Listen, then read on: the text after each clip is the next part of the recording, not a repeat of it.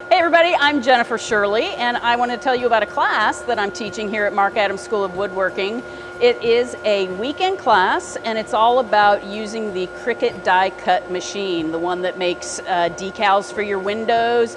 It also cuts paper, it cuts vinyl, and it also cuts wood veneer, and this is something we'll be making in the class. It is a bookmark cut out of wood veneers. We're also going to be making a pair of etched glasses, the glasses that you drink out of, and those are done with an acid etch, and you can put them in the dishwasher, it'll never come off. We're also going to learn all about Design Space, the software that's used with the Cricut machine, and show you some tips and tricks and shortcuts and some workarounds. We're going to learn how to center a vinyl stencil on a wood sign so you get it right in the middle and it's not off center. And we're going to use a lot of stencils to do things like this.